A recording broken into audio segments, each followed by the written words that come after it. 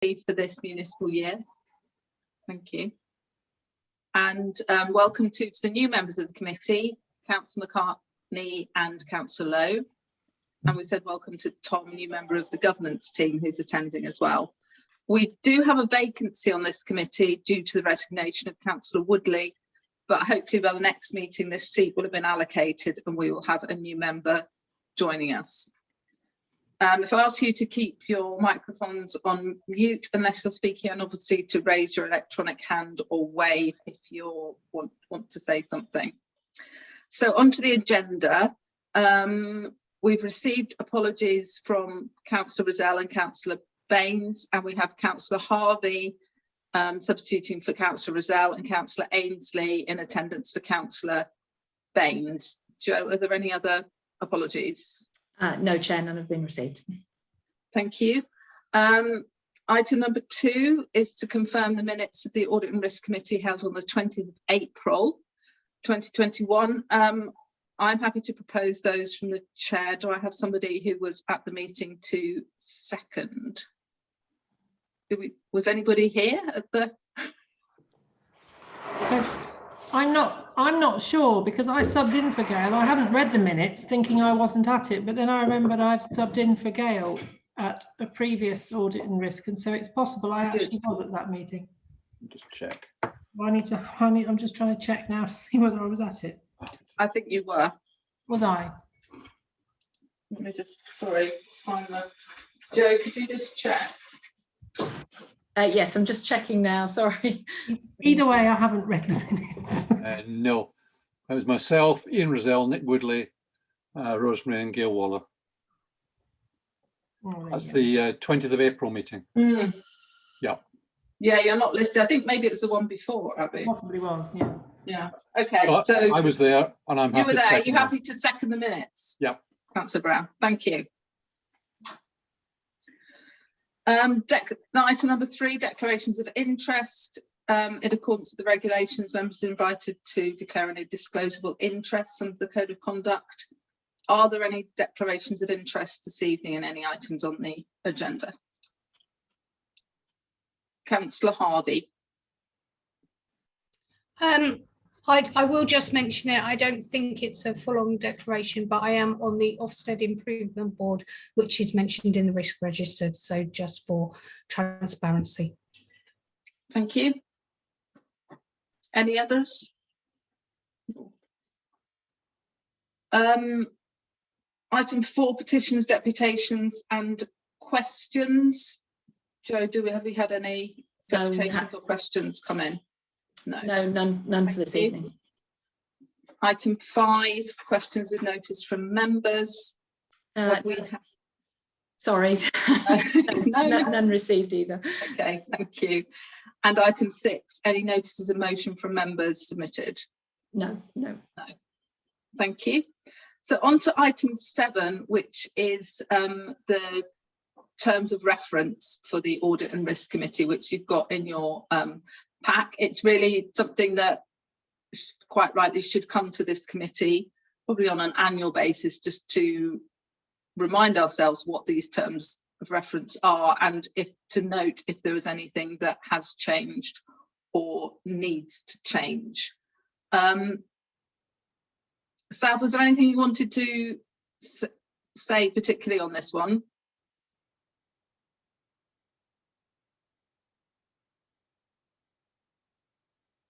Sorry, you're still on mute.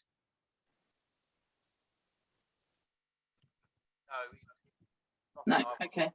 Thank you. Standard item which the committee is encouraged just to note what the extent of their responsibilities are. So there's been no changes to it, and if we were to suggest or propose changes, then they would be looked at in the normal way through the constitutional working group. Sav, I couldn't hear you very well. I don't know if any other members of the committee could. I think Mr. De La Rocca said there are no changes, and any suggested changes we need to go to the constitutional working group.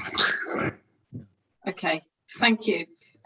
As from a review of that, which is a reminder of what our responsibilities are, have any members got any comments or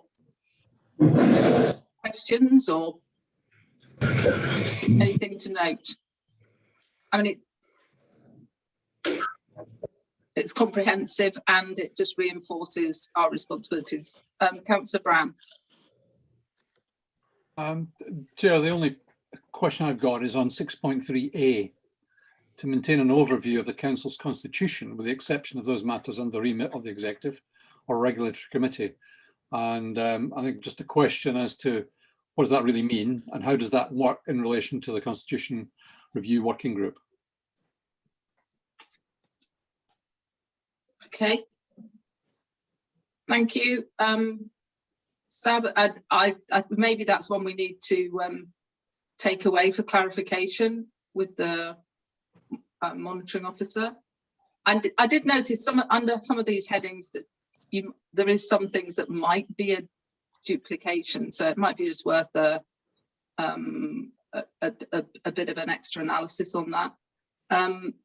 Sab, do you have any information on the on that particular item, or otherwise we'll refer it back to the monitoring officer for further clarification?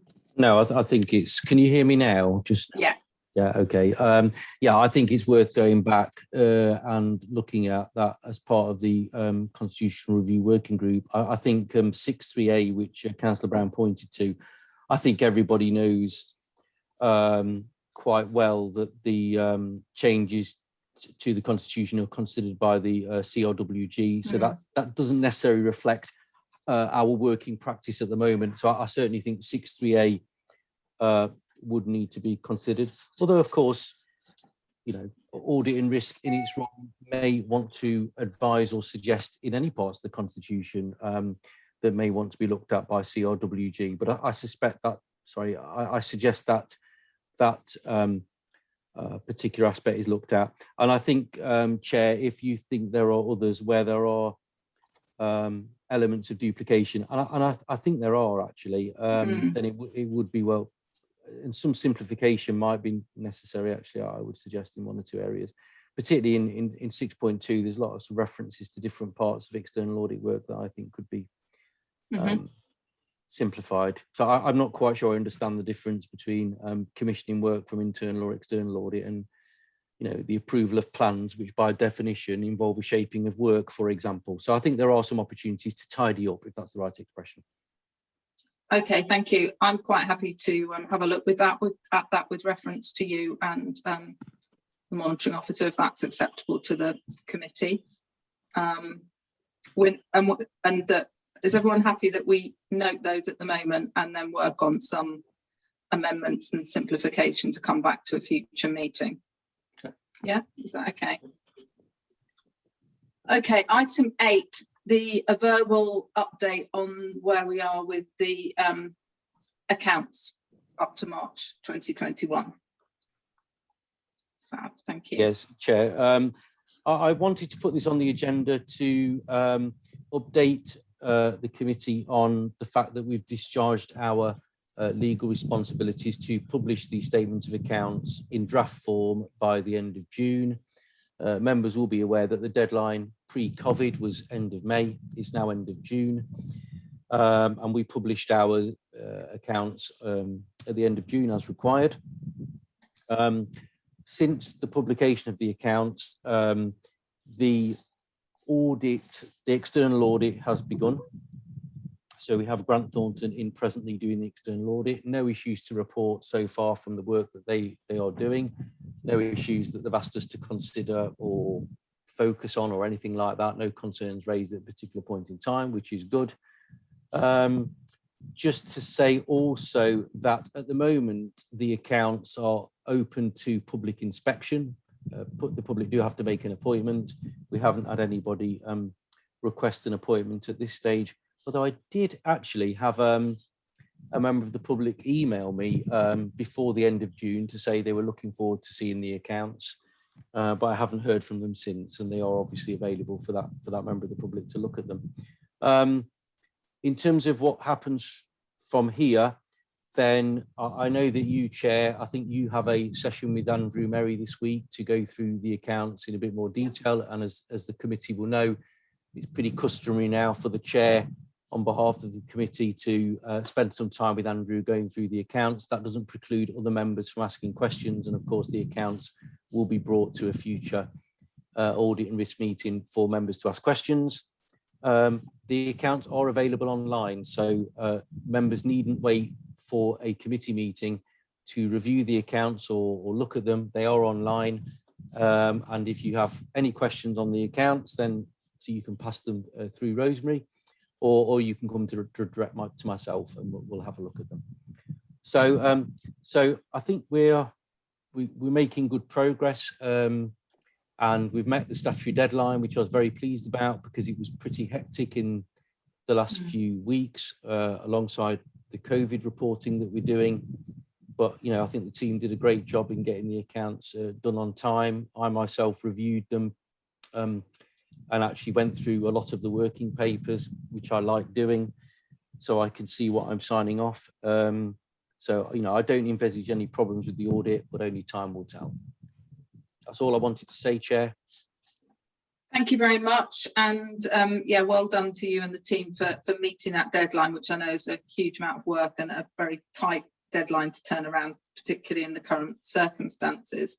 Yeah, encourage any members of the committee, obviously, to pass on any specific queries that you have on the accounts, as Sav said, via me or direct to Sav, and I will obviously be going through them.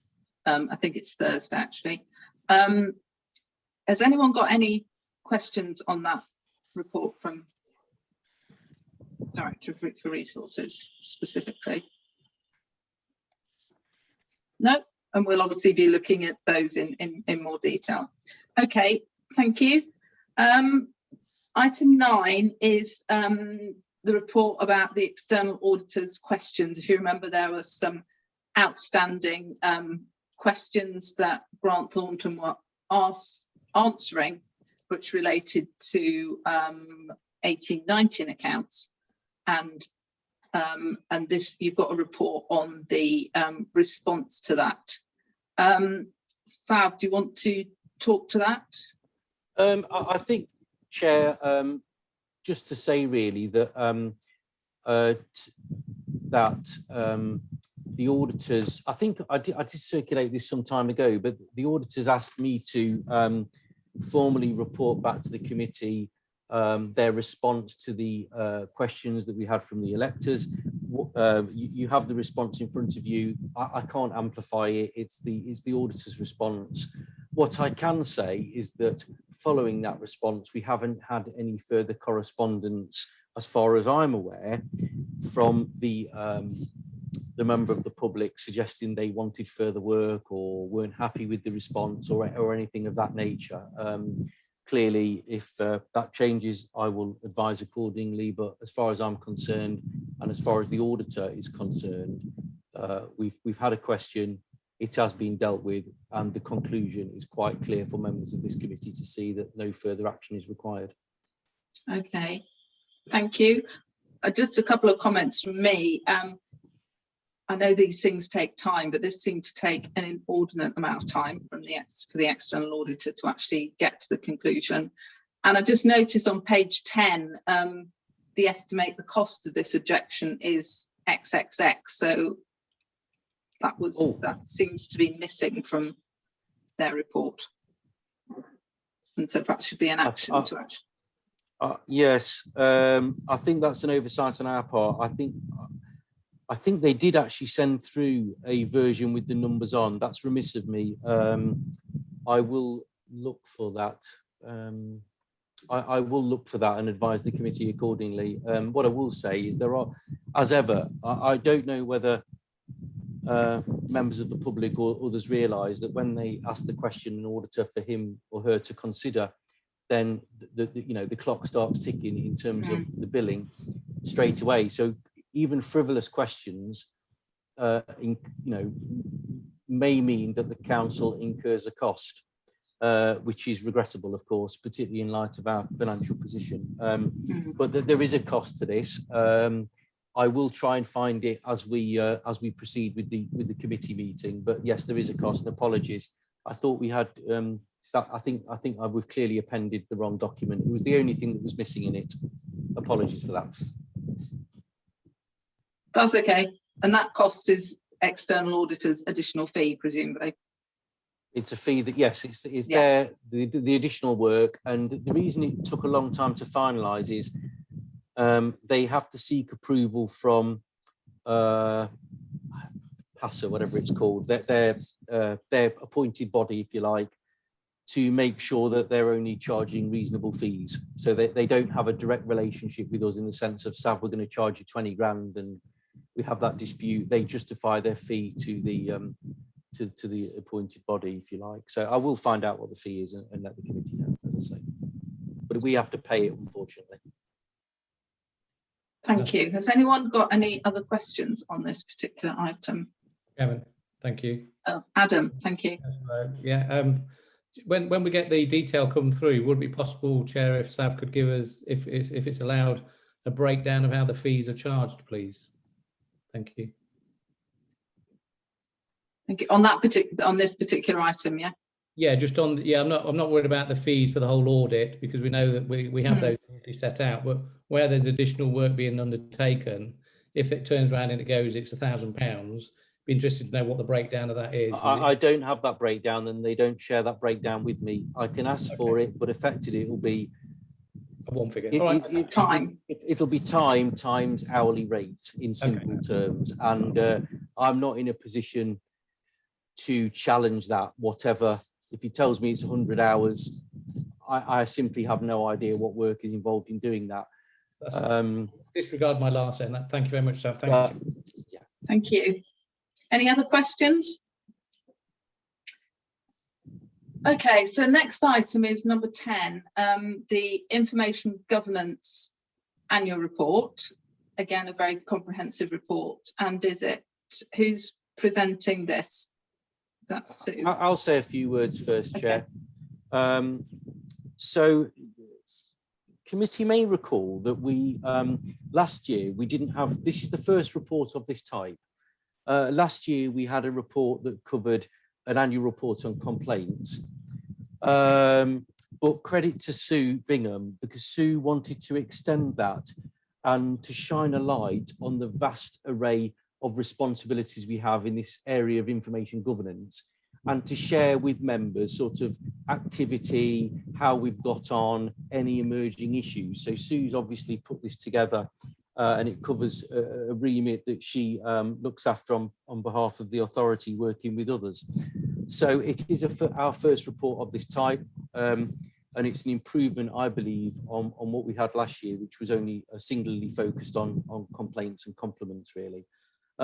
So obviously happy to take any feedback on the report itself or any of the issues. What I would say myself in terms of looking at the report, I find it, I hope it gives members a bit of an insight into some of the things that we do that are our responsibilities that I would argue further very little our own corporate objectives and priorities, but nevertheless show how much time we actually spend on discharging our statutory responsibilities. So I'm not suggesting these things are not important, but it's interesting to note how much time we actually spend doing some of this activity, which doesn't necessarily correspond to the real things we're trying to do in our community. But that's just a personal view. But I am glad that Sue, as part of the report, has tried to include information on the amount of time we spend on certain activities, because I do think that illustrates some useful information to members.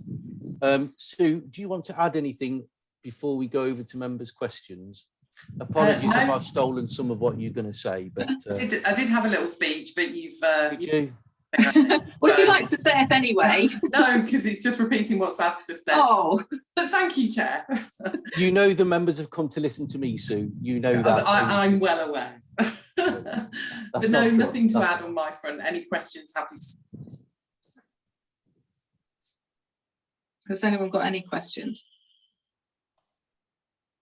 Councillor Ainsley. Thank you, Chair.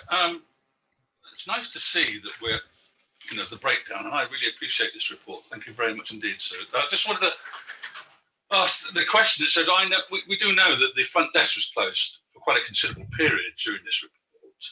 and that whether the reduction we're seeing in the complaints, etc., is reflected in the fact that the front desk was closed, or do you believe that the pandemic had no real impact? I think a lot of the complaints, the majority of complaints that we receive are via email. We've got our email address, letusknow@Rutland, and most complaints, the majority of them come through that. So I don't feel that there would have been any relation to the front desk being closed. Needless to say, I'm not aware of any complaints that have gone through our policy, formal complaints, due to the fact that the front desk was closed. So I think, you know, we handled the closure of the front desk through COVID very well.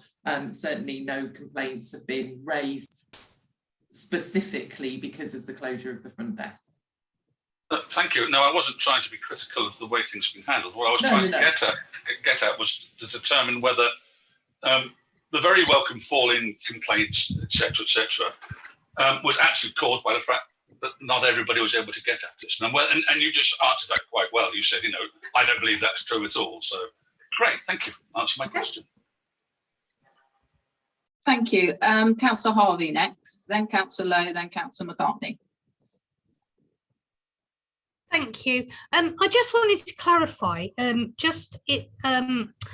4.2.8, it says a complaint can be defined as dissatisfaction with any service provided by the council, and then gives the figure of 32 complaints to places, which I'm presuming is where waste management and environmental probably sits. So I just needed to check. Do we register? Do people actually have to email in with the words "I wish to complain," or do they have to email specifically to let us know to make the complaint? Or do the numbers where people are dissatisfied with the service come through on this anyway? Because that number seems remarkably low for anecdotal evidence I was hearing during last year. So it was just some clarity from that. Any dissatisfaction and the actual where we're pulling the numbers in from. From a registering of complaints process, if we get an email in, the first thing we do, either via the service, which services will send emails from customers to let us know, or directly from into let us know from customers. The first thing we will do is send it to the service for them to have a look at it and to decide whether it potentially might be treated as a service request in the first instance, or whether to log it as a formal complaint. Obviously my team we do with this corporately, so we need the detail from each individual manager, and we send them all to the heads of service in that first instance to get their feedback on whether it is a service request or it is to be registered as a formal complaint. Obviously there is a complaint can come in, and sometimes we can look at a complaint and it is very clear that it is a formal complaint. But for example, you mentioned environmental services. So something that's fairly common is something like a mist bin.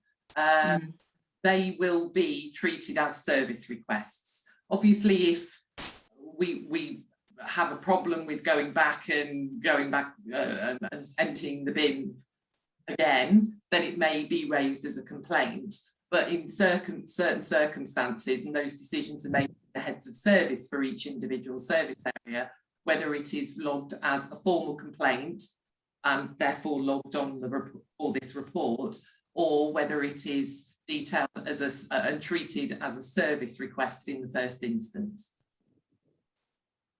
Councillor Harvey, did you want to come back on that? Yeah, can I? Because that to me sounds, and I fully appreciate the system, but what it seems to me is that so if somebody is, say, ringing customer service because of an issue that may well be ongoing, it ultimately becomes the service manager's discretion whether it's raised as a complaint.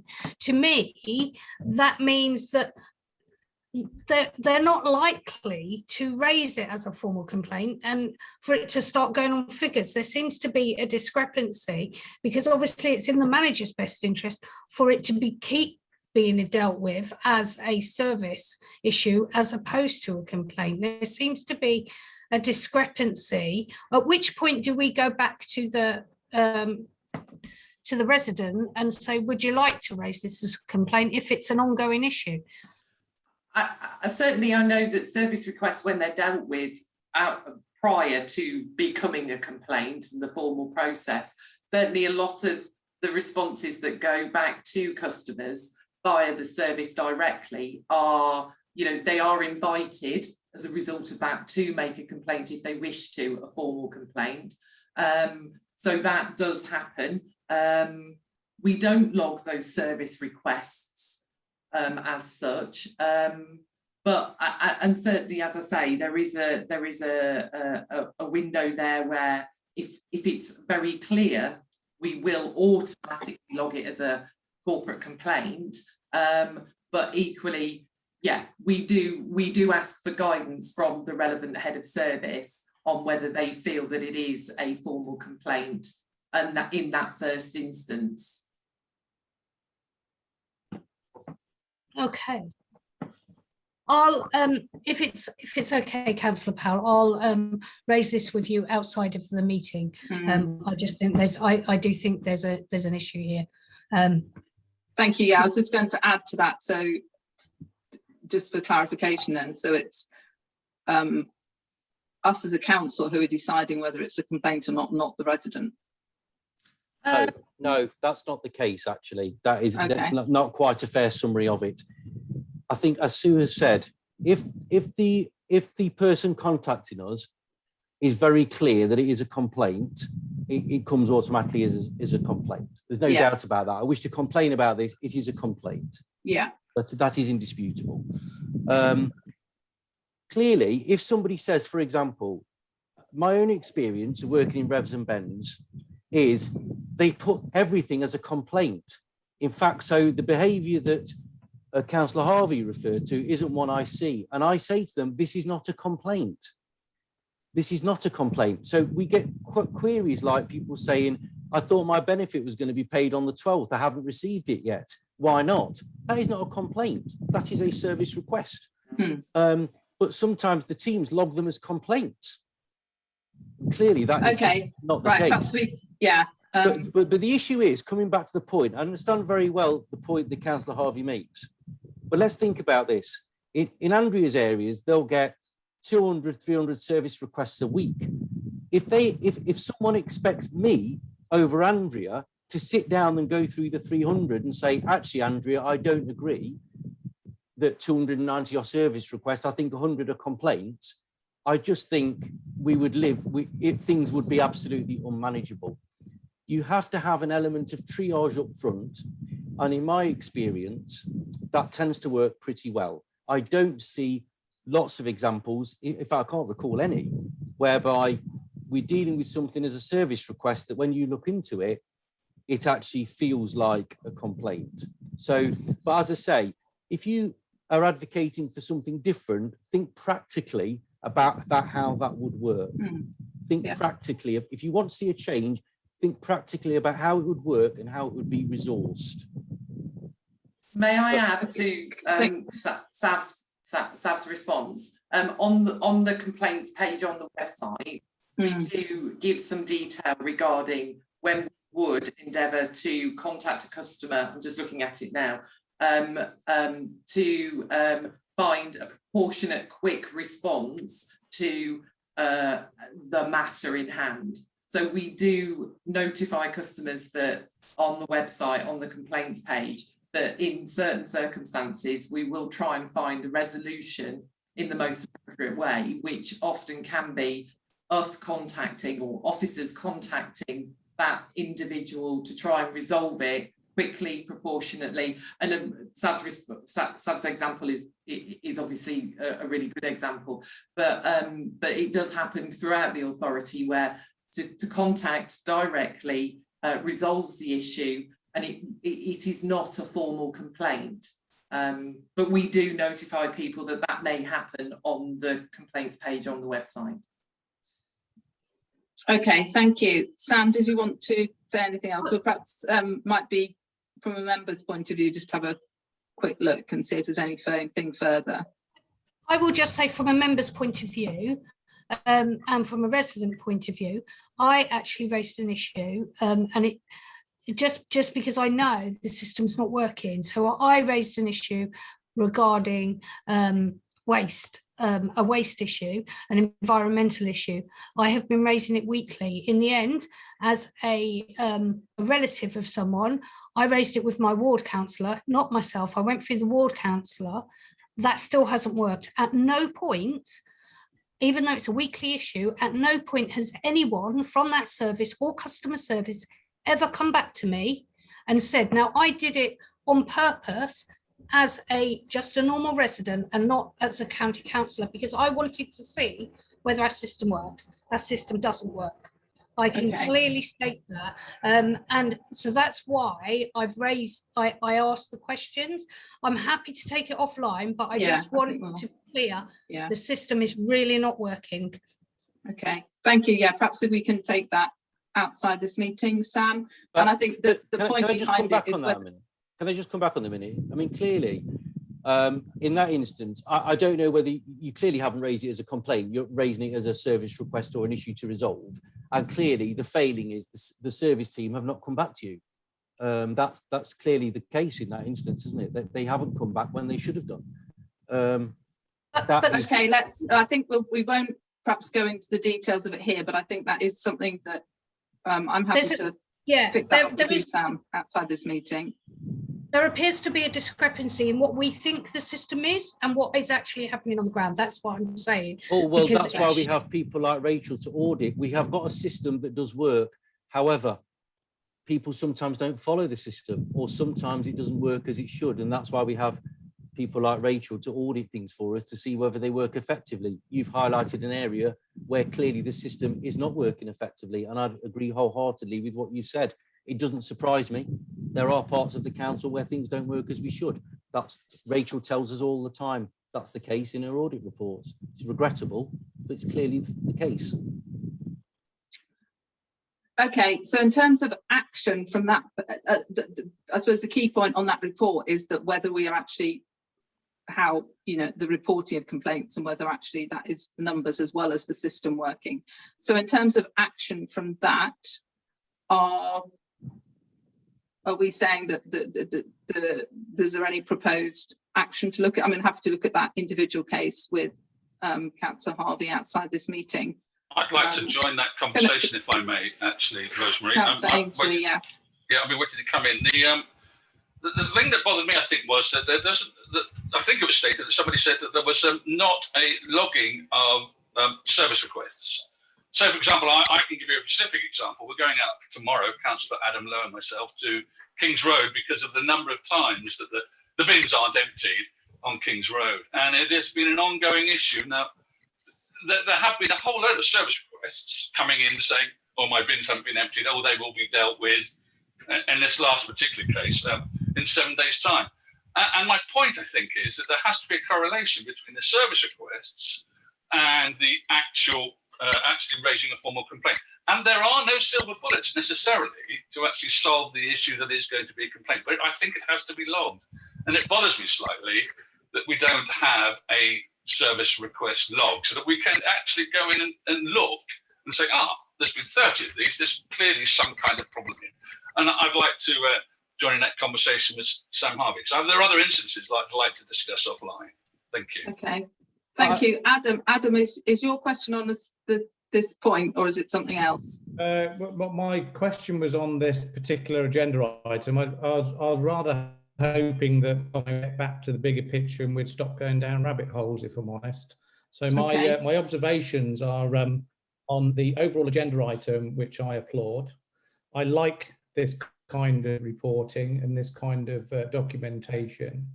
And what I was going to ask is that if we maintain this approach of doing this kind of reporting to give an indication of where resources are spent, then that is good, because that enables us to go back to our the people that vote for us and justify what we do. The thing that I would ask, a couple of things as we move forward with this, is that I couldn't really quantify this into pounds and pence. I know you probably have that difficulty doing that, but as we become more budget focused, that if we find, and I know a lot of the officers do this work in part of their normal working day, but if we find that we're doing additional work, the officers that is, that incurs additional pounds and pence, that we need to be able to identify and quantify that. So whether that could be captured in the future, I don't need feedback now, thank you. And the other thing is that moving forward, that when we get more information, let's say in another 3 months or another year, that this kind of information can be put into a bar chart or a flow chart. It gives a very quick overview of an assurance check at a very simple high level.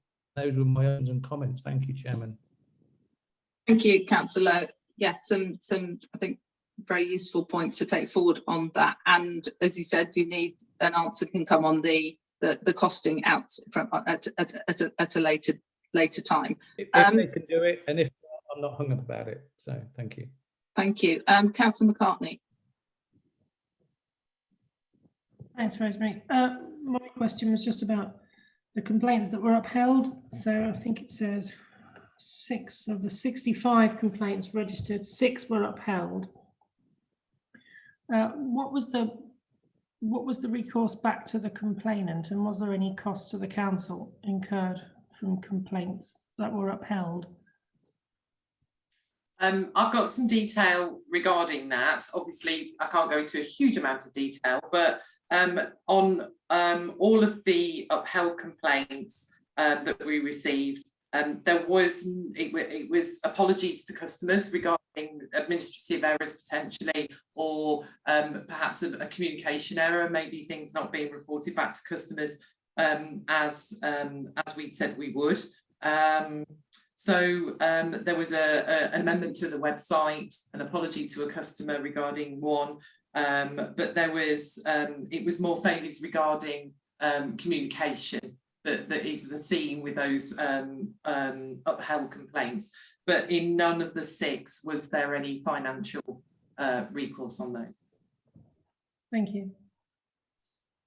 Thank you, Councillor Payne.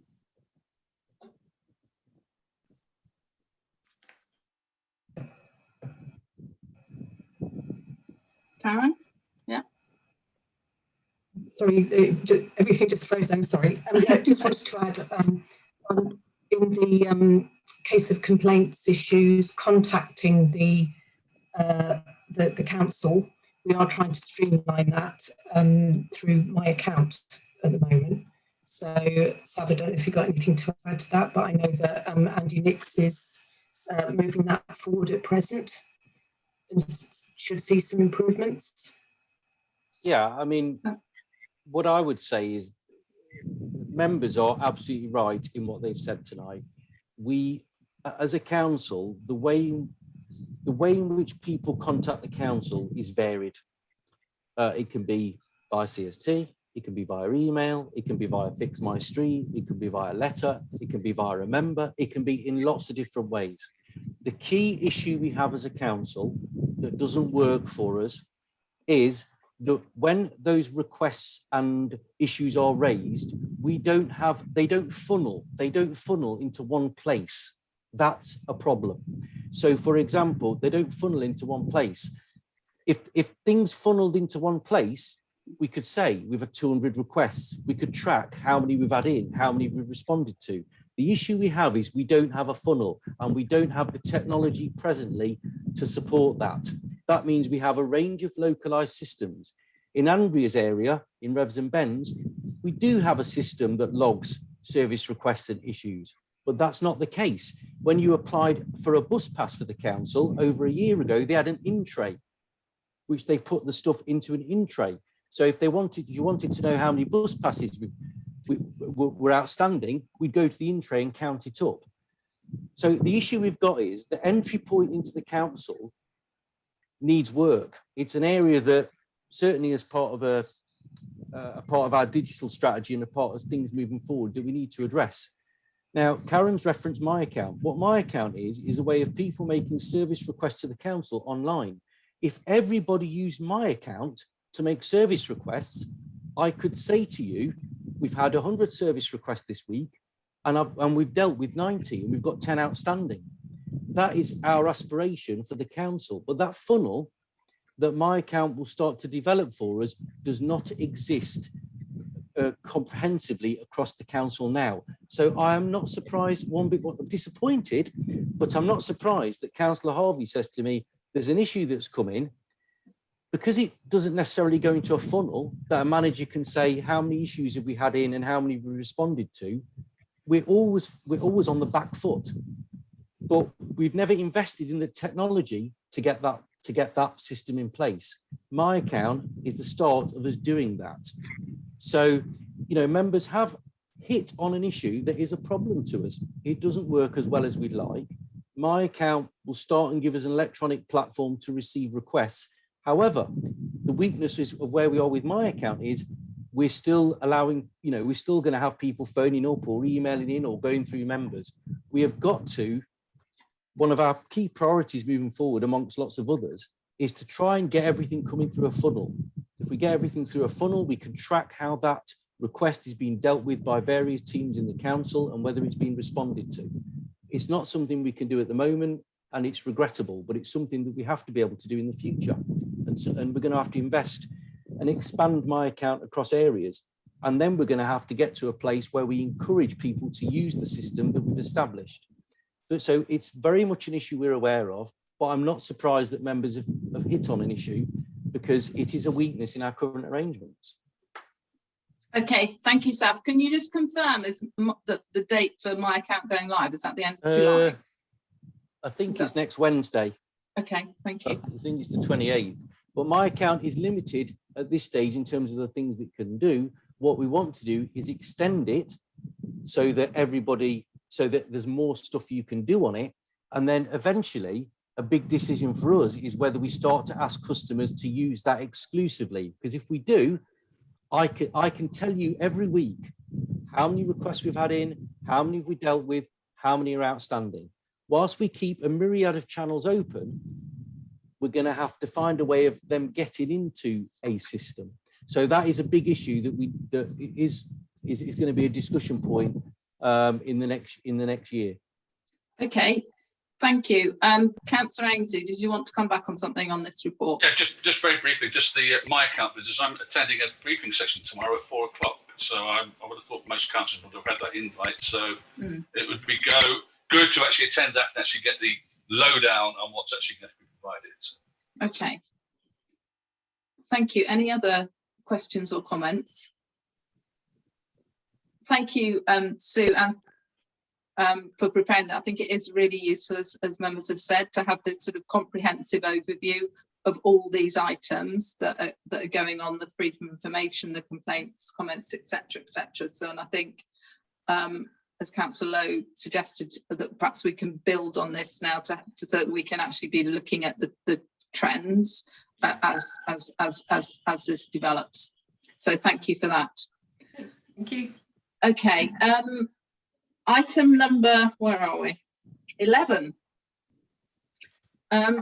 The annual governance statement, which has been circulated in draft so that this committee can actually have a look at it in advance of the formal approval, and it obviously goes in with the statement of accounts for September. Sav, do you want to comment before we opening up to questions? So you're asking if, and I know Councillor Brown has raised quite a number of particular points on this. Sav, do you want to give us an overview first, or any particular issues before we open up for further comments from members of this committee? Yes, I mean, following the method that we've followed successfully, I would say, in the prior year, then members have a draft annual governance statement in front of you. There's no right or wrong answer with the annual governance statement. It's simply there is a model that we have to follow, but it's our description of how things have worked in the year or not, as the case may be. In the past, members have submitted comments to me. I've then gone through those comments, sent a revised version of the AGS out to members with some track changes, so you can see the changes we have made. And then I usually do that offline, so I'll circulate it with track changes if members wish to send me comments in. Yeah, that's the way we normally do it, and it's proved quite successful in the past. So I have, as you say, I've got some comments from Councillor Brown, which I will go through and make some amendments and track change in the normal way, but obviously happy to discuss any issues tonight. Thank you. Has anyone got any questions or comments on this? Councillor McCartney. Thanks, Rosemary. Again, no, just a basic comment, observation, just to say that, you know, Sav, you said a few minutes ago that internal auditing always finds something. Well, I think it's reassuring that internal auditing does find issues and procedures that aren't being followed. That's the whole point of it. It's a little bit more worrying if internal auditing doesn't find any problems, I always think. So, yeah, this to me looks, you know, it looks a good statement, and I think at the top, the explanation of the report, if I can just get back to it.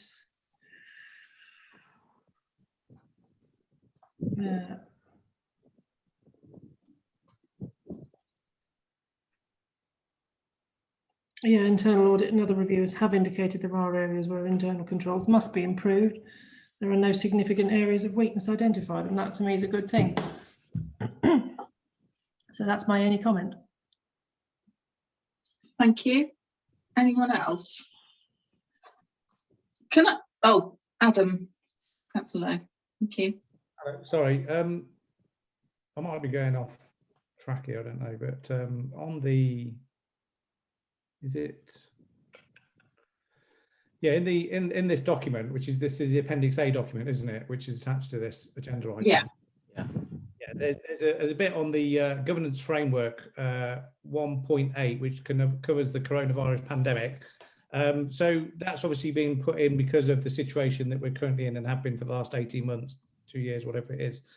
Is there not a thing within a governance framework where there'd always be a disaster framework strategy that is in place? So would this get parked after the coronavirus is gone and get brought back in at another point? Or do you think that a disaster contingency for whatever, be it this time it's COVID, next in another few years it might be another situation, will we then be brought in? Or, you know, is it always going to be part of the governance framework, do you think, moving forward now? It's just an observation, it's not desperate. It's just in there, Councillor Lowe, because of it, in a year it's been an issue that we've had to deal with, and we've had to introduce different arrangements, change the way we've done certain things. So it just reflects simply, it tells the public that this year has been different to other years. I hope when we get to when we do the 21-22 statement, we probably still will have to refer to the pandemic, albeit on a slightly different scale. But I suspect we will have to refer to it because it has affected our governance to a certain point in this year as well. But yeah, but not ordinarily in a normal year it wouldn't be there. All right, thank you, sir. Thank you, Chair. Okay, thank you. Can I just make one sort of observation? Obviously, this is the annual governance statement, which is about our duties, complying with government's framework, you know, controls, etc., etc., etc. This. And I know this is as per previous years, but there's quite a lot of narrative in here, which is, I think, is also often repeated in the narrative, because you have a narrative in front of the accounts as well. So I'm just, and you say there is a, I don't know if there's a template. To me, I wonder if this is another area where perhaps needs a bit of sort of re-looking in terms of actually what we're really saying, and maybe some of the detail isn't. Because to me, we've got to show the evidence that supports the fact of our governance, and I just feel it's got there's quite a bit of there's stuff about the corporate plan, which is all very well, but I'm just wondering if they, in the longer term, that it just needs a bit of a relook, having looked at some other authorities where they're actually identifying the key principles of good governance and then providing evidence of what we've done to actually back that up. I don't know if you had any thoughts or comments. I'm not suggesting that this one is changed significantly, but just as a flag up for the future. I mean, my view is that the auditors, when we originally changed the AGS, we designed it around the requirements of the guidance that existed. So as far as I'm concerned, this is written to meet the guidance that exists, as well as to tell the public what's been going on in the year. I think it does actually tell you how the governance arrangements work in practice, actually.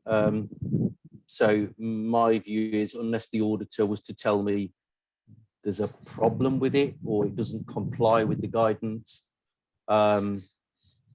it's not something that's high on my priority list. I think it as I asked my wife to proofread it for me, and she thinks it gives she said it actually gives a good indication of what you do and how things work as a lay person reading it. But happy to look at things that we could improve, but I wouldn't advise us to spend lots of time on it where it fulfills a requirement that we have. I don't think there's much value add to be had, unless the auditors say we've got to do something different. Gordon, did you want to come in on that, or was it something else? Something else. Okay.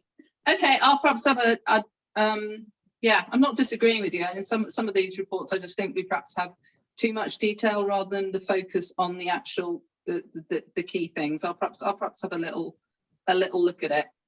And I think when was it last revised in terms of its structure? Do you know? Well, obviously it's been revised this year to reflect. No, I mean in terms of the not the detail, the structure of it. The guidance that CIPFA produced on it hasn't changed for some time, but they encourage certain bits to be emphasised. But Rachel looks at a lot of these. Our AGS is pretty good. It's pretty good relative to others. It certainly gives it signposts where you can find information. So your point about the corporate plan is valid, but we don't really want to repeat the full corporate plan in here. But for those people who look at it, at least we've got some links into where they can find it if they want to find out more. So I think we've got that nice balance between introducing topics and then telling people where they can find out more, whilst giving a sense of where we're at. So, for example, we don't include Rachel's head of internal audit annual report, but we give those who may not wish to go and look at that, the flavour of what Rachel's sentiment is in terms of what she's reporting. So I think we've got the balance okay, but I'm always happy to look at where we can improve things. But I have to say I'm swayed by what the external auditors say. If they say we need to change it to be compliant with the guidance, then I will. If members of the public came and showed any interest in it and suggested we might change some things, I would also look at it. But we're not in that place as it stands. Okay, thank you. Councillor Brown? Yeah, thanks. I'm on Zoom.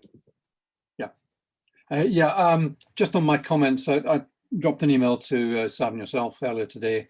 The points are mainly to do with no principle. It's all about detail, nothing of any substance. Not come out. If Sav's happy, he'll include them in the track changes. Just going back to the point, I think if you look at this AGS compared to last year's AGS, there are quite significant differences between the two because of the COVID situation. Mm-hmm. And I think it's important this year that we do explain, particularly around the decision-making processes and how they were used. That is exactly what the government statement should be about. And I would expect all other authorities this year particularly to be bringing that out and making it very clear that the way of operating did change for a very significant period of time during probably the 9 months of last year from March onwards. Okay, and do you feel that that's it? I mean, I felt that was adequately covered in this. Did you? I think it is, but I think that's one of the reasons why it's quite extensive this year as well. There's a lot of detail in there about that, and I think that's very important that it's brought out clearly, so residents and, for that matter, members can see it in one place. Okay, thank you. Any other comments or observations? So sorry, I'm just reading what you want us to do with this. I think as Councillor Brown has let me have detailed comments, if members want to email me suggestions or word amends, I'm happy to take those on board. And Okay. as I said, I will amend it in track changes and send it so members are aware. Because you've sent me a comment doesn't mean I necessarily promise to amend it, but you will see what I have changed and you'll be able to see, you know, what I've done with it. But I'm happy to do that. When do you need those comments by? To be honest, in the next month or so, there's no particular rush. The auditors, we're not going to be signing off the accounts till a bit later on, so there is time for members who want to provide detailed comments. Okay, thank you very much. Item 12, the strategic risk register. An update on, I know we've got a updated risk register. I'm just finding it. So that's you again to start us off.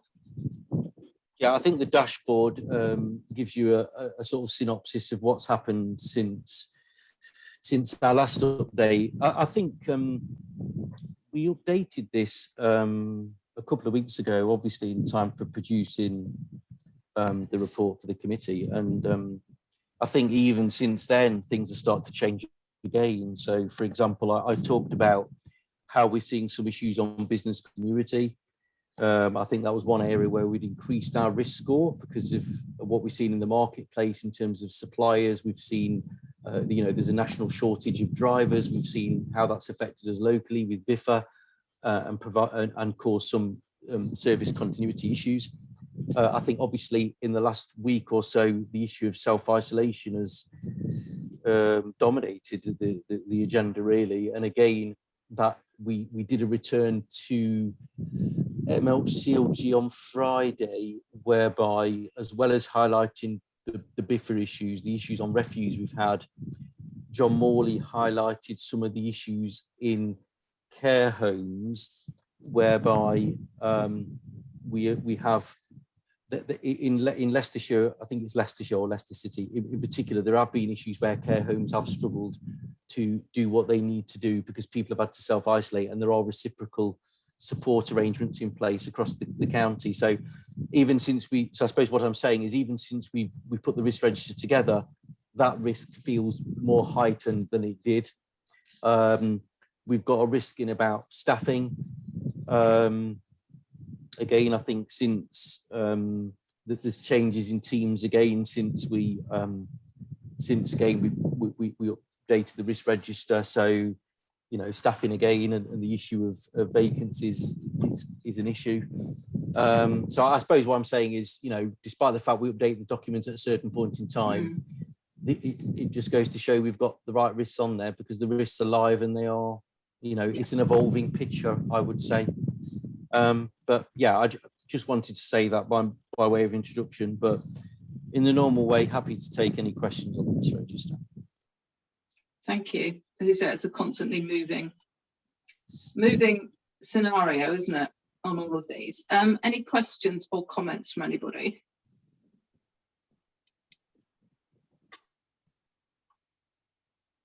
No? Oh, Councillor Brown, and then Councillor. Yeah, I think Sav's picked up the points I was making in my notes earlier today, and thank you for that, Sav.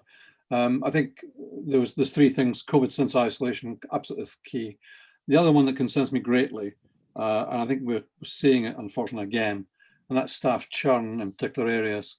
And I don't feel we're talking the risk register about staff retention, but we don't talk about. Sorry, we talk about staff recruitment, but we don't talk about staff retention. And I'm just wondering whether we should be doing more in that area, looking at how we can retain staff, particularly key staff in key areas. You know, we're seeing even these last few weeks, you know, quite a few movements and personnel leaving us for reasonably good reasons. You know, they're all going to jobs they want to go to, not leaving here because they don't like us. So those are points I'd just like to make again. That staff churn, I think, is something we've really got to grab a hold of. The other point, and it was in your covering note, and that was the issue between the strategic risk register, the one we see, being in one format, and then the operational risk registers being a different format. And I'm just concerned about the link between the two and therefore the resource required to keep the strategic one up to date. If you're looking at a different system for the operational ones and seeing where the strategic questions come out of the operational ones.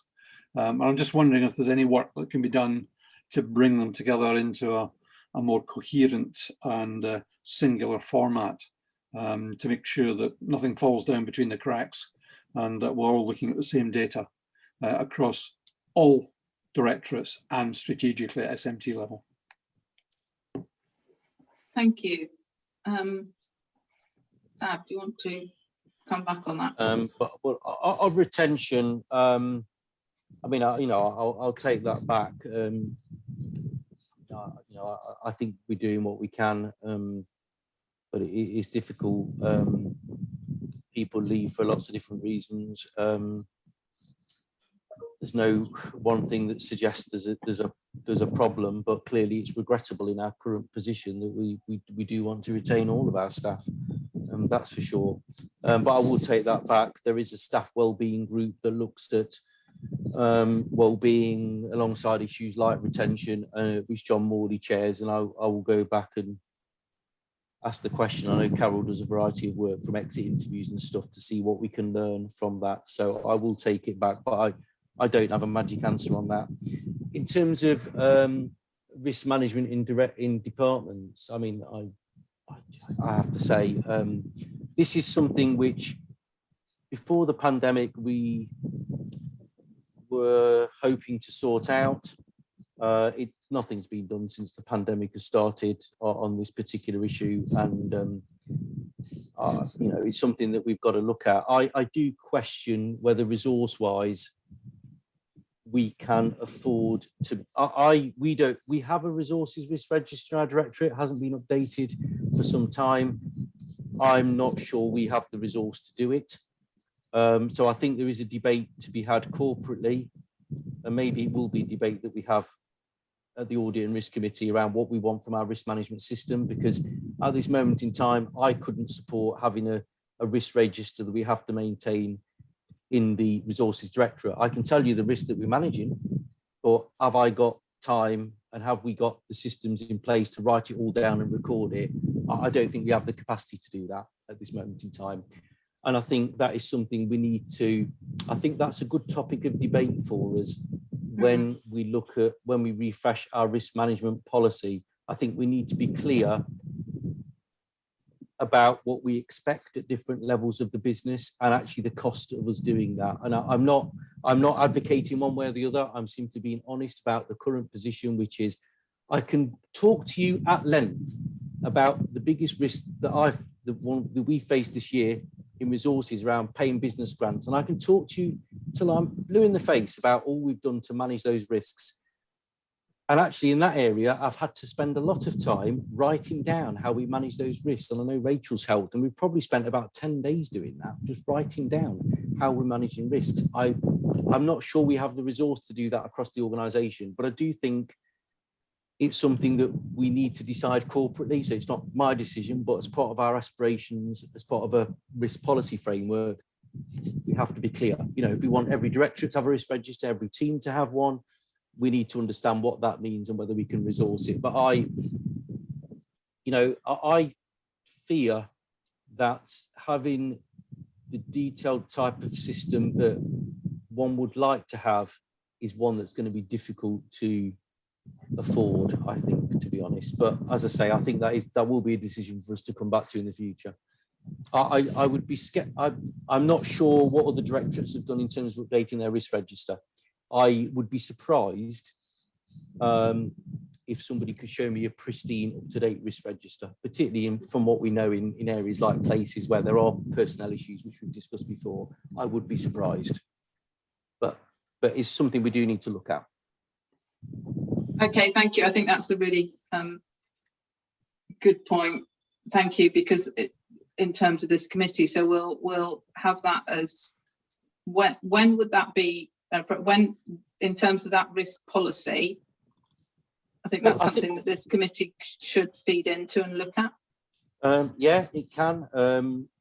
Probably not the next committee, because that will be dominated by the statement of accounts, but I suggest why don't we pick it up at the one after? We can table the risk policy framework. We can look at what that risk policy framework is. We can, something we don't do very well, which I'd like us to do better, we could understand the resource implications of the framework we agree, because there is a cost to it. And if we do that in a, not the next meeting, but the one afterwards, then in the meantime, maybe we might ask Rachel actually and team to look at, because I know you've got some time set aside for risk management. I think you have. Maybe we could have a look and see what is going on locally. Whether I hope I haven't done everybody a disservice, and they're going to show you lots of gleaming risk registers, and I'm on the naughty step. But yeah, Rachel can find out actually what's going on, and maybe we can get a view from teams as well about realistically, if we asked them to do that, how, you know, what do they think in terms of resource implications, and how far down do we go? Because even a risk register in a directorate, how far do we go? Do we have just a risk register for each directorate? Do we have a separate risk register in adults? I think there are decisions to look at, I think, for us. But we can do it in the next but one. Next but one, yes. Okay, thank you. Is that, did you want to say anything else about that, Gordon, or does that sound like a good way forward on that one? Yeah, I think it's a good way forward. I think I am concerned about the link up between the operational side and the strategic side, and making sure that they are linked together. And I accept Sav's points on resources, but I think, you know, a proper strategic risk register should cover the whole organisation, and at different levels and at different levels of activity required. You know, you're not going to expect, you know, detailed statements down at you know, departmental level. Heads of service level certainly should be looking at their risks in line with the directorate. Certainly from my viewpoint, from my experience of risk registers.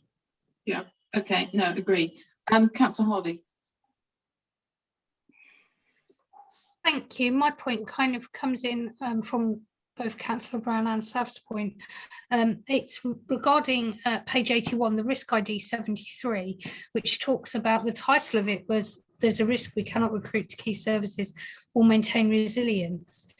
And when I read through it, there doesn't appear to be, they discuss resilience in respect of budget reviews, and then it seems a lot of the recruitment, there's an awareness of where there are issues, but there doesn't seem to be any plans to kind of address resilience issues, which we know through COVID have been highlighted. And so it seemed that there was a bit of a gap there in the actual human nature of it. And because obviously we know that being such a small authority, a lot of our officers work in very small teams, and all of their knowledge is generally in them. And that's part of a resilience issue that we come across. So I was wondering, along with what Councillor Brown said, whether that forms part of anything. Thank you. Sav, would you like to comment on that? Or do you need to? No, I mean, the business continuity risk that we talked about earlier is also relevant in this area, because clearly if you don't, one of your key business, we are refreshing business continuity plans as indicated in the first risk, I think it is. And of course, one of the issues is if you don't have any staff, it threatens your business continuity. So I'd expect that to be picked up there as well. And invariably, there is a degree of overlap between risks. What this is about specifically is looking at where, through the savings work that we're doing, looking for additional opportunities to either remove a resilience risk by having a different type of delivery model versus continuing to do what we do now. So that's why that is there. But I can tell you this is a living, breathing issue for all services all the time. So, for example, to give you a flavour, we have got a vacancy in finance in relation to some of our schools' education work, and I am talking to Hoople, Herefordshire, and they are providing us some support for that. So that's one way of me mitigating the risk, is by doing that differently. And that is an example of something that we are doing. So this is a live issue for services all the time, but have all services cracked it? No, I think our lived experience tells us we're it is a live risk that will always threaten us where we've got small teams. It is a big issue for us, this issue of resilience. But it's one issue to think about as part of service reviews. It will also be considered as part of our business continuity work. It has to be. For us, actually, a volcano erupting is less important. Not less important. It's less likely, isn't it, than the fact that 2 staff leave in a team of 4 and you simply can't provide the service. So if it isn't covered as part of business continuity, I will give up, I think. It should be covered there.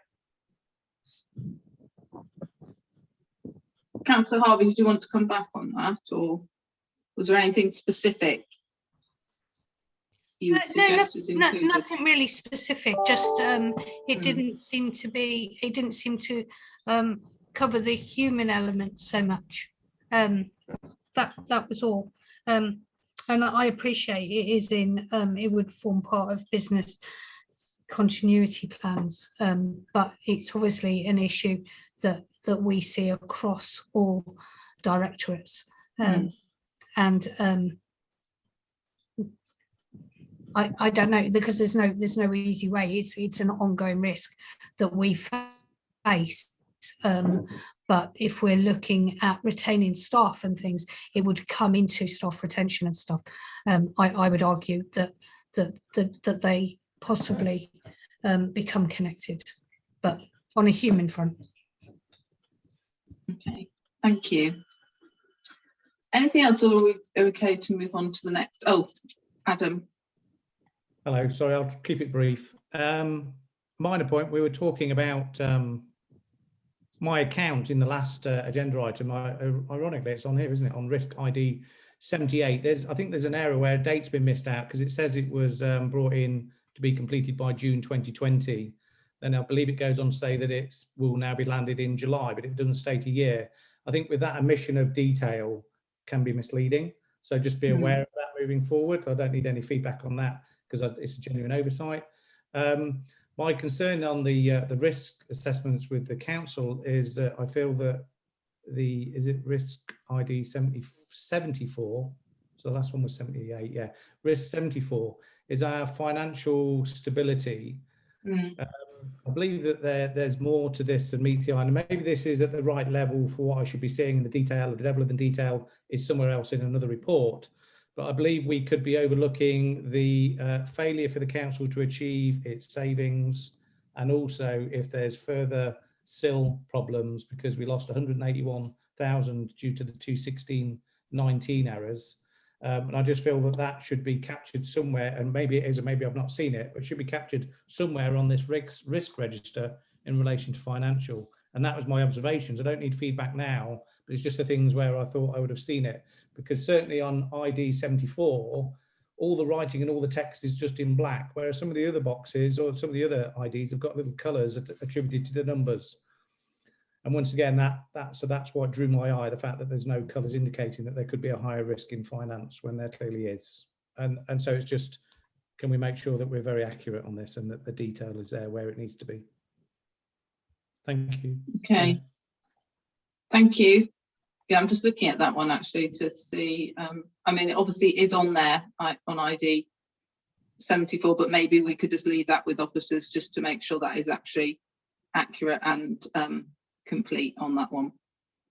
Sorry, can I ask? Sorry, what would you like me to do on that one? I'm not clear. Beg your pardon. What it is on some of the risks, like for instance on ID 75, risks of serious financial thing, the inherent score is 12, and that's in yellow. Residual score is in. Oh, sorry. Yes, the colours. It did originally have colours on. I'm not sure what's happened. The colours we can correct. Yeah, and it draws the eye. But the other thing is that in financial risk, certainly with where it says financially stable, i.e. we're not, is that are we missing some imparts of making sure that SIL is captured in our risk register, and also failure to achieve the savings that the council agreed to at one of their last but one meetings. And I would have expected to see that in a risk somewhere, because if we don't achieve those savings, then there is a definite outfall from that risk. That's my thought process anyway. I might be wrong. Thank you. Yeah, sorry, the SIL issue is not relevant to this risk. It's not the financial stability in terms of the medium-term financial plan. The issue that you reference in relation to SIL is not relevant to this. In terms of the second action we've got, which is medium-term project to be launched to reduce the deficit, that in layman's terms is deliver the saving project that you said you were going to deliver. Brilliant. No, that's what I was alluding to, whether the detail is captured in that comment. That's brilliant. Thank you. I will be updating. I will give a direction of travel update in Q1, which is imminent, and then I'll update later on after the summer as well. Okay, thank you very much. That's it for the risks. Okay, internal audit update. Rachel, you after an hour or so of this meeting, we're now down to your. This is you, isn't it? I think on the agenda actually said from the Strategic Director of Resources, but this is actually you to take us through the update on the internal audit. Thank you. Thank you, Chair. So this is the first progress report on the new financial year's internal audit delivery against the plan that the committee approved at the end of the last financial year. So existing previous members of the committee will recognise the format. So I'll just talk through for those who are new to the committee those key sections of the report. So a full copy of the update report is provided as Appendix A to the report. And within this, and Table 1 is a copy of the internal audit plan. And against each of the planned assignments, we've indicated the current status of that audit and for where they've been completed. We've also reported the outcome of those as well in terms of our opinions. So each of the audits, for the new members of the committee, just to give you a bit of insight into this, each of the audits receives 3 opinions from us. One in relation to the design of the control environment, one in relation to compliance with the controls, and one in relation to the organisational risk that the findings we've highlighted we consider pose to the council. So just to give you a feel for that. So the table 1 shows, as you can see, that we have finalised one audit from the new audit plan already in relation to early years payments to early years providers. This hasn't highlighted any significant areas of concern that I needed to flag to the committee or anything that would impact on my internal audit opinion at year end. In addition to the standard report, at Appendix B this evening, I have included an overview of the work that we've been doing on looking at procedural coverage within the council. I think under the previous item, under risk, it was mentioned about staff turnover, and that was something that this committee had flagged as a concern previously. And as a result, it was agreed that internal audit would try to seek some insight into procedural coverage across the council. So if we were to have a changeover in staff, is there something written down as to what the key controls should be, what the key processes are that should be applied? So we haven't audited those procedures. What we have done as part of this is just try to map out where those procedures exist and in what form. So that would vary from a simple flowchart, setting out how a complaint is dealt with, for example, all the way through to very in-depth procedure rules that are followed in terms of adult social care placements or handling of foster care assessments, for example. So the outcome of that piece of work is provided as Appendix B to your report this evening. And I've also included a final column on there of any internal audit coverage in the area as well, just to give you a little bit of additional assurance that when we last looked at the procedures and their robustness and their compliance as well. Just to note, there are a few areas on there actually that we are auditing this year as well, so I'll be able to bring back to the committee some feedback on those. At Appendix C, we've provided you with an overview on the implementation of audit recommendations. So this is since the 1st of April, so we're pleased to see some actions have been completed. We do still have the 3 actions in relation to the highways maintenance contract, which do remain overdue. One of those is a high priority and the others are medium priority. We have closed one since the annual report. Some members, eagle-eyed members may have noticed, but we do continue to have those ones remaining open at this point. just to give the committee some assurance in relation to those actions, I do have a meeting with the director of place every other month on a bi-monthly basis, just to go through where we're at with those actions. We also continue to support this piece of work. I have a member of staff who knows the highways maintenance contract inside out, I think, at this point, and is on hand to support and advise as to what the recommendations were and make sure they're implemented effectively. Also, just to mention the feedback from audit assignments is the only other appendix that we include. So for members of the committee who are new to audit committee, we also report on the customer feedback against our audits once they're completed. So that's the final table within the report. So that's a quick run through of the key sections, but I'm happy to take any questions. Thank you, Chair. Thank you, Rachel. Again, a very comprehensive report, and I certainly found that the section on Appendix B, as you know, linking on from the risks, to be useful and interesting. Could I just ask on that one in particular, where you've actually obviously identified when internal audit last looked at them, is there any particular action, even if you haven't looked at them? For example, in the safeguarding, we've got some policies that you last looked at 2014-15. Is there any, what's the action arising from those in particular? Are you re-looking at those? So yeah, so just to mention on those, obviously we don't look at all of these every year, so I just tried to flag to you when we last looked at them. I do have some comfort from the conversation that I've had as part of this and gathering this information, that actually some of those procedures, particularly those in the social care area, are very comprehensive documents, and they are statutory and they are subject to regular review. So I think we do have some comfort around that. I haven't been able to get the same level of depth or review dates, etc., in terms of some of the, if one of the teams has a flow chart stuck on the wall, that's for me is a form of procedure. But it perhaps isn't subject to formal approval and formal review dates. So they do vary. We've got quite a mixed bag in there as to the different types of processes and the different levels of procedures that were in place. But certainly some of the ones you've mentioned there, I'm comfortable they are subject to review within the service. In terms of our own audit coverage, as you'll have seen within the audit plan on table 1, going back to the report, we do have audits in this year around care assessments, for example. So as part of that, I would expect we will be looking at some of those adult social care and children's social care procedures. So that will be a bit of a refresh for us, as looking at some of those. And we'll look at a number of the others as well this year. I think we have an audit on asset management, which will cover some of the areas in there.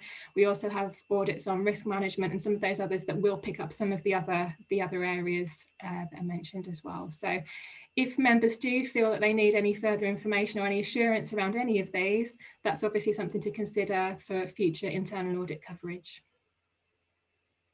Thank you. I'll open it out to questions. I must apologise, I've got an annoying fly that's flying around, so they're suddenly like jumping around.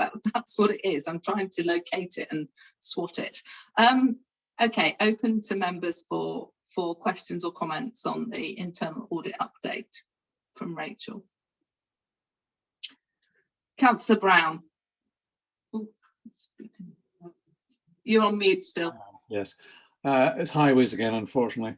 If I'm not mistaken, Rachel, well, these particular actions refer to your audit in January 2020. Some of this actually goes back to the previous audit.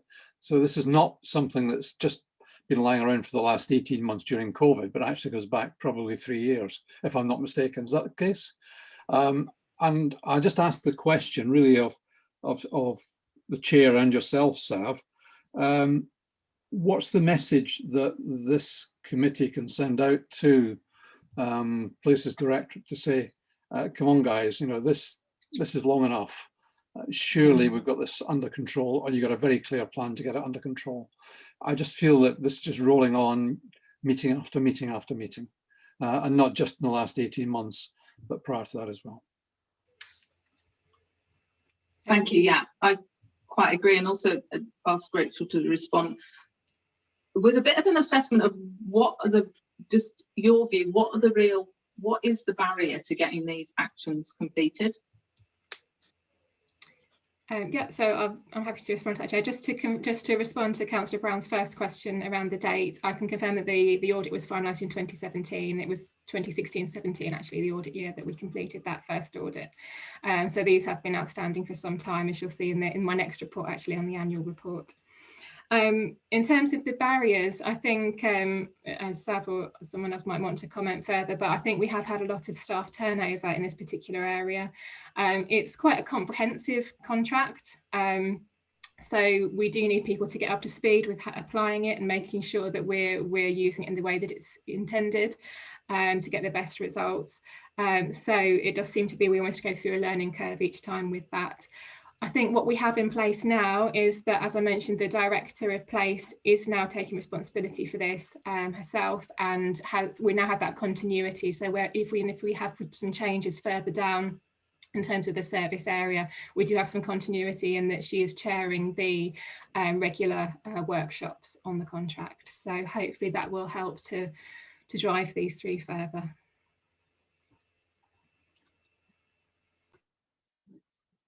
Thank you. I think I would totally agree with Councillor Brown. This is dragging, and it's fine to say that this will be addressed, but it's still in progress. We need to have a bit of a prioritisation, and I appreciate all the difficulties of that, to actually get them completed, because otherwise every time it's ongoing and it's nearly done but not quite. I wonder whether we should ask the director responsible to actually come to the next meeting. I don't know what other members think, but it's not so much the explanation of it, it's actually just getting the recommendation completed. Has anyone else got any comments? And actually we haven't got a revised date, have we? We've just got to be tested in the 21-22 audit. Is there not a revised completion date? So I'll take that. So we haven't got a set date that we've been given in relation to these.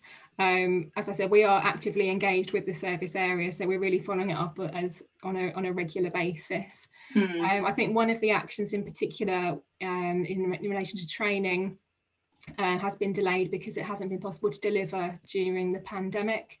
So hopefully we can start to see some of those things being booked in.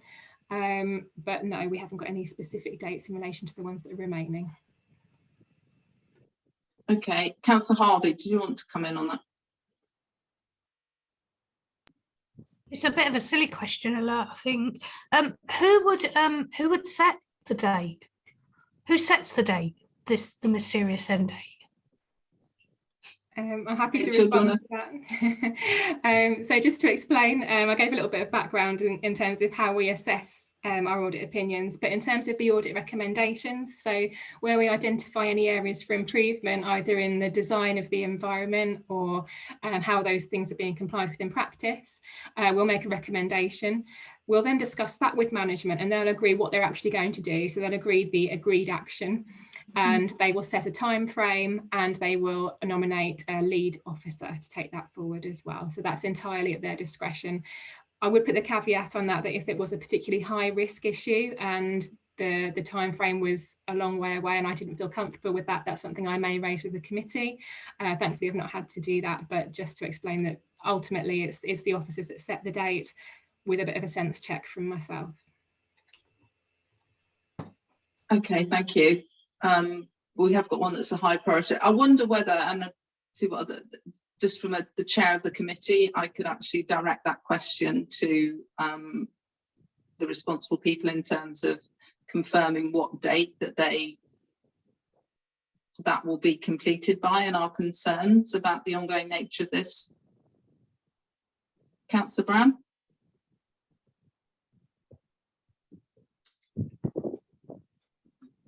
Moving on from the actions, I think there's maybe a bigger question here, and that is in relation to the highways function. We've got multi-million-pound contracts, capital and revenue, in this function. We've got a lot of staff churn in this function as well. We've got outstanding issues about the previous audits and training of the new staff coming in, etc. I just got the feeling that this is, I could see a big risk here. And if really we should maybe have this on our risk register as one of our bigger risks of things going wrong. It just, all the things add up to things not feeling right from my point of view. And I think maybe that's the point we want to get across to SMT, that we have some serious concerns over lack of action in audit, the ongoing staff churn, lack of training that's taking place because of COVID and all the other things, and a serious risk. Now, maybe SMT know all these points, but I think it's important that audit and risk make it clear that there are issues that we feel strongly about. Thank you. Councillor McCartney, do you want to? Yeah, just to echo that really. I think also, Rosemary, your idea of inviting, I think it's Penny, isn't it? Inviting Penny in, or perhaps other members of the SMT as well, into our next committee meeting, just to try and add a little bit more urgency and weight to this issue might be a really good idea. Okay, well, can I suggest I first of all actually pull those concerns from this committee together, and then to SMT to raise from this committee in terms of the risk and the internal audit actions, and a way to response, and then if appropriate ask for some at a future committee that we actually look in that at more detail. Does that sound a sensible proposal? Yeah, is that okay with everyone? But we'll take that forward. Thank you, members. Anything else from any other questions, comments for Rachel on the internal audit update so far this year? No hands. And then, okay, so then on to item number 14. How are we doing for time, for sake? Okay. Looking back over the last year's internal audit, we have the annual report for 2020-21, which we need to review and approve. Again, over to Rachel to run us through that, if you could, please. Thank you. Thank you, Chair. So we're slightly in the wrong order this evening. So we've started with this year. We're now going back to the last financial year. So you've already this evening reviewed your annual governance statement, and included within there was my internal audit opinion for the financial year. And this is where that opinion has originated from. So Appendix A provides you with a full copy of my annual report and opinion.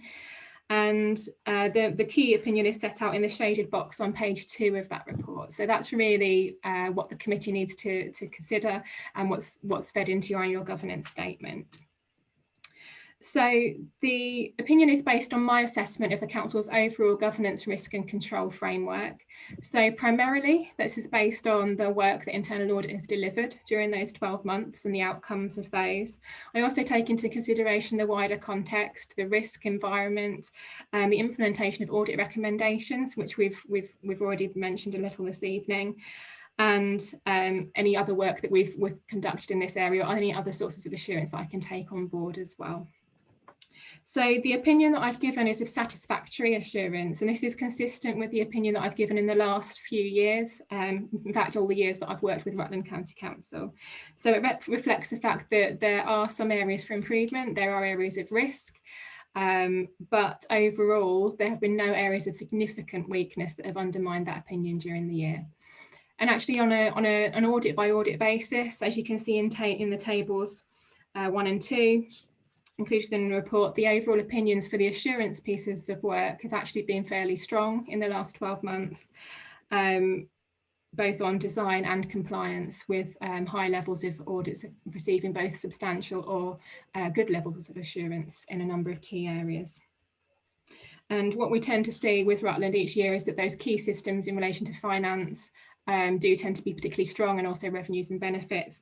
Those key controls continue to be robust. We've also conducted a number of risk-based audits. Obviously, the majority of these have been reported to the Audit and Risk Committee over the last 12 months. Some of them have been finalised since the last meeting because we have to conduct them at year end, particularly the financial-based audits. So those are all included for you this time in the table within this report with the full assurance opinions. So you will see all of those provided in table 4 of the report this evening. And as you'll see, that the audits we've already reported to you in the year are also included in there for the new members of the committee, and to pull all of that together in one table. So table 5 within the report summarises the implementation of audit recommendations, looks at overdue recommendations as at the 31st of March. We've already alluded to the highways actions, so I do have to take this into consideration in my overall opinion that we do have a high priority audit recommendation from 2016-17 and 2 medium risk recommendations from the same year, which did remain outstanding throughout the financial year, and indeed at the end of the year. We've also got some other audit recommendations from previous years, which are summarised as well within table 5. I am pleased to mention to the committee that obviously we have moved on from there. You've seen an updated position in the progress report that I've just presented to you, that some of these have moved forward since then, but this is obviously a status as at the 1st of April. The rest of the report also summarises some of the performance of the internal audit team ourselves against our own KPIs to give you as a committee some assurance over our delivery and performance. Obviously, over the last 12 months, we did have to work in some different ways. We did have to conduct audits remotely. We did also have to make some amendments to the internal audit plan, and some of those more risk-based audits have been deferred to the new financial year. So whilst I'm comfortable that we covered sufficient areas for me to be able to inform an opinion, some of those riskier areas we will be covering in the next 12 months. We did also do some consultancy work, which didn't result in an audit opinion, but was useful in terms of informing my overall assessment. We looked, for example, at highways maintenance contract, which we already mentioned. Whilst we didn't do a full audit, we did a bit of an assessment, again, a more in-depth review of where we were with those audit recommendations. We also did some consultancy work on section 106 and SIL contributions as well, which again has been able to help inform our wider awareness of controls. So that's a quick run through of the report. I'm happy to take any questions from the committee, but I feel generally, given the things that we've dealt with over the last 12 months, I think for the council it's a fairly positive report overall. So thank you, Chair. Thank you, Rachel. Indeed, yes, it is I'd say a very positive report, and that overall satisfactory assurance. Questions? I know, Councillor Brown, you had a question about that, the overall level of assurance. I don't know if you felt that had been adequately answered by Rachel in her summary, or whether you want to follow up on that. Yeah, I think it has. I mean, I was looking at a very simplistic viewpoint that when you look at table 4 and you look through all the audits, summary audit opinions, and the vast majority are satisfactory or substantial, sorry, good or substantial, and only 2 are satisfactory. You go, well, that suggests that the average is above satisfactory. But then I think you've explained this evening, Rachel, that those are not the only things you take into account in your overall analysis. And things like table 5 in particular do weigh on your final decision. Is that a correct analysis of the situation? Yes, through you, Chair. Yes, I'd agree with that, Councillor Brown. I think we have to take it holistically in terms of everything that we've considered, and certainly the implementation of audit recommendations is something that I do have to take into consideration in that overall opinion, because ultimately we've only made those recommendations because there is a risk, and if that risk has remained open during those 12 months that we're looking at, that has to impact on the overall opinion. Okay, thank you. Okay, thank you. Any other questions or comments on this, the overall report for 2021?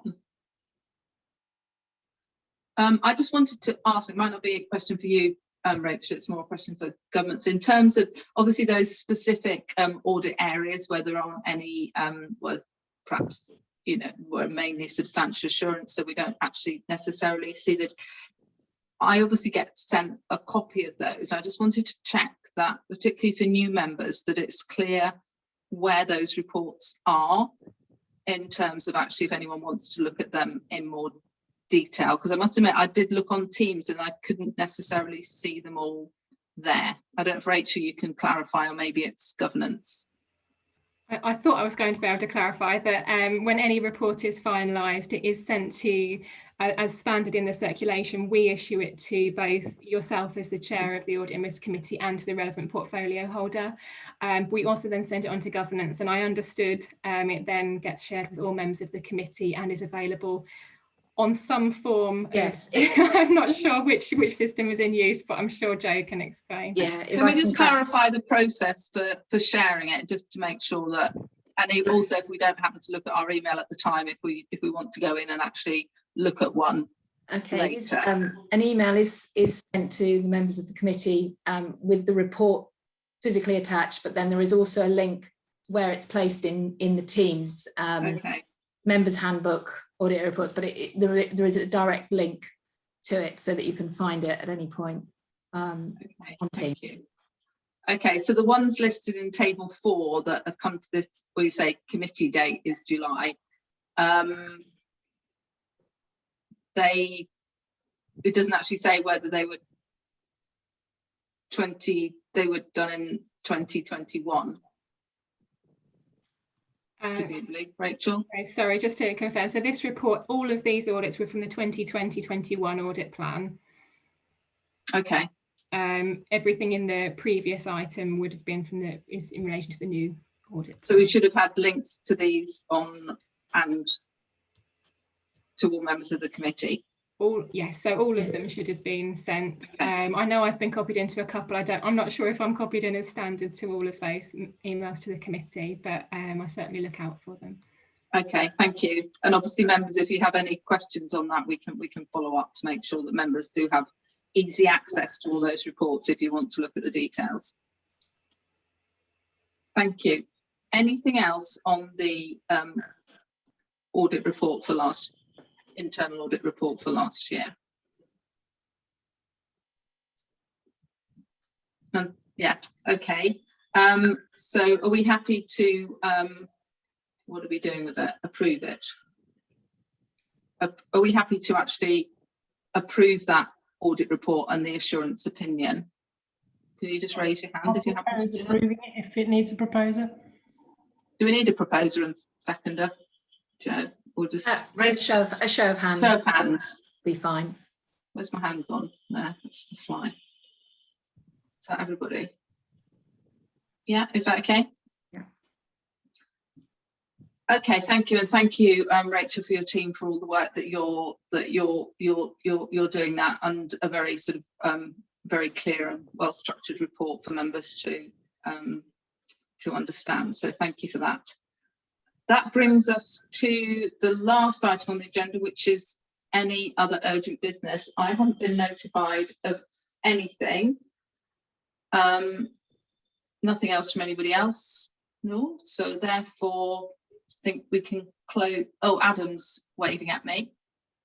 I just wanted to say again a huge thanks to Joe Morley, in actual fact, for her sterling work.